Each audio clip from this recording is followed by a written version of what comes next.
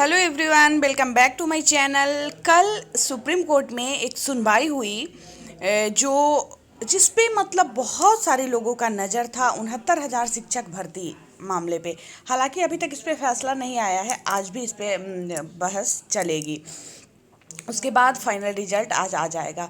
तो इसमें BEd DElEd को लेकर अपने बिहार में भी बहुत ज़्यादा इसको एक किया गया कि प्राथमिकता वगैरह को लेकर मतलब सारे लोगों का नज़र इस पे अभी भी बना हुआ है जब तक इस पे फैसला नहीं आ जाता। लेकिन ये जो मुद्दा है ये मेन कट ऑफ का मुद्दा है।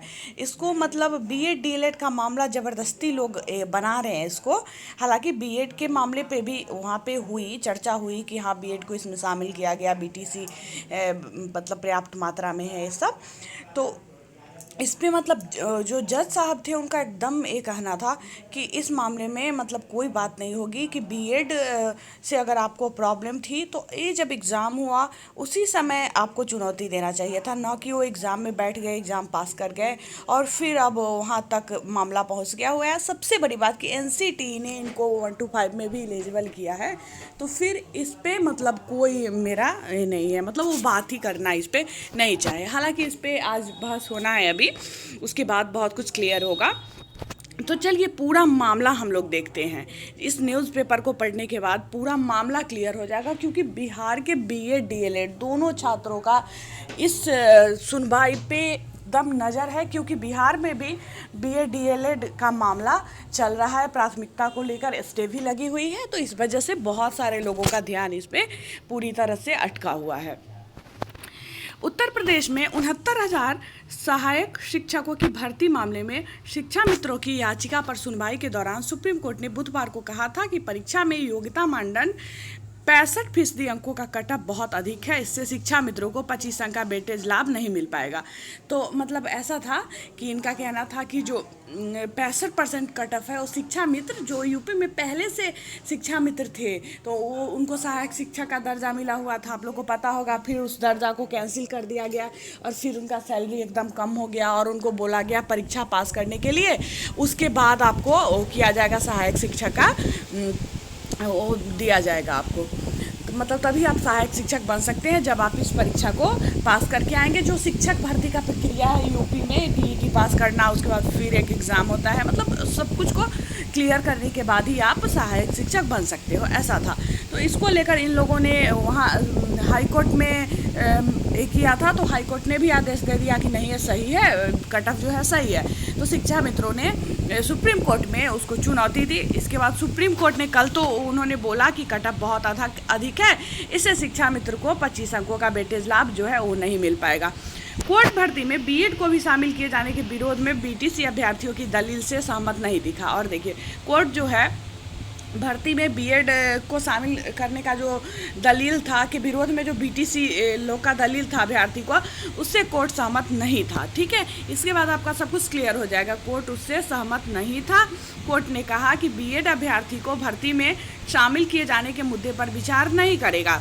मतलब विचार नहीं करेगा का मतलब है कि जो मतलब बीएड के बारे में ये लोग बोल रहे हैं कि इनको भर्ती में नहीं शामिल किया जाए, कि ये मतलब अनट्रेंड है, ये सब बातें, मतलब बहुत तरह की बातें थी। तो उस पे उन्होंने कहा कि मतलब हम इस पे कोई विचार नहीं करेंगे इस मुद्दे पर, क्योंकि बीएड में मुद्दे पर सही समय पर चुनौती इसको आप लोग क्यों नहीं दिए।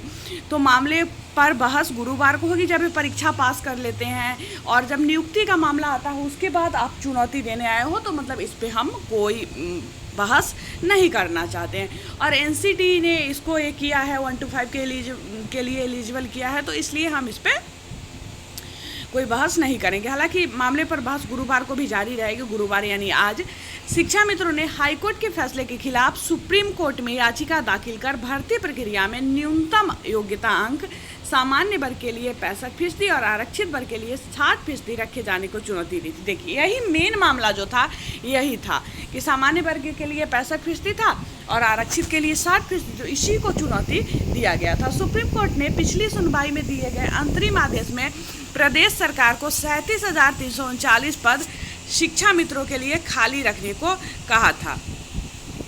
ठीक है, और कहा था कि बाकी के पदों पर भर्ती जारी रखने की इजाज़त दी थी। और ऐसा था कि जो सुप्रीम कोर्ट में पिछला सुनवाई हुआ था, उस सुनवाई में इन्होंने आदेश दिया था जो 37,339 पद है वो शिक्षा मित्र के लिए खाली रख के और बाकी जो आपके पास सीट है उस पर आप भर्ती करिए। बुधवार को न्यायमूर्ति यूयू ललित की अध्यक्षता वाली पीठ में शिक्षा मित्रों और बीटीसी अभ्यर्थियों के वकील पीएस पटवालिया ने कहा कि शिक्षा मित्र पिछले 15 वर्षों से नौकरी कर रहे हैं। उन्होंने बीएड वालों के खिलाफ दलील दी तो पीठ ने कहा कि उन्हें यह बहस के बजाय हाईकोर्ट की नोटिस जारी होने का इंतजार करना चाहिए। ठीक है, कोर्ट ने पूछा कि 68,000 और 69,000 शिक्षक भर्ती के अलावा 4 वर्ष में कोई नई भर्ती नहीं आई। तो ये सब कल वहाँ पे बात हुई। बीएड योग्यता पर बहस का कोई मतलब नहीं है। ये सुप्रीम कोर्ट की टिप्पणी है कि कोई मतलब नहीं है क्योंकि एनसीटीई ने बीएड को शामिल करने की अधिसूचना जो है जारी कर दी है। अब सिर्फ 2 ही विकल्प है, या तो आप एनसीटीई की अधिसूचना को चुनौती दें या फिर एनसीटीई अधिसूचना के आधार पर सरकार के द्वारा नियमों में बदलाव में देरी करने की बात कहे। ठीक है, लेकिन उन्होंने इस पर कोई वो करने का से मना कर दिया बिल्कुल। शीर्ष कोर्ट ने कहा कि कट ऑफ अधिक होने से शिक्षा मित्रों को नहीं मिल रहा वेटेज का लाभ। बीएड वालों को परीक्षा में शामिल करने के विरोध में दलील सुनने को किया इनकार। ठीक है, तो बीएड वाले के बारे में तो आप लोग समझ गए पूरी तरह कि इस पे मतलब दलील देने से सुनने से उन्होंने इनकार कर दिया। तो आज जो होगा मेन बहस जो है वो कट ऑफ पे ही समझिए होगा, और कट ऑफ का ही मामला था। या इस पे यहाँ पे थोड़ा सा हो गया बीएड डीएलएड की बात, लेकिन मेन जो था ये कट ऑफ से संबंधित ही मामला था। तो आज ये सब कुछ क्लियर हो जाने का पूरा संभावना है क्योंकि कल काफ़ी लंबे टाइम तक बहस चली थी। तो आगे इससे रिलेटेड जो भी अपडेट आता है या शिक्षा से संबंधित या तो बिहार का हो या कहीं और का हो, तो सारा न्यूज़ को जानने के लिए आप मेरे चैनल को सब्सक्राइब करें, साथ में बेल आइकन को प्रेस करें ताकि जब भी मेरा नया वीडियो आएगा नोटिफिकेशन सबसे पहले आपको मिलेगा। वीडियो पसंद आया तो लाइक करें और हमारे साथ बने रहे। वीडियो देखने के लिए बहुत बहुत धन्यवाद।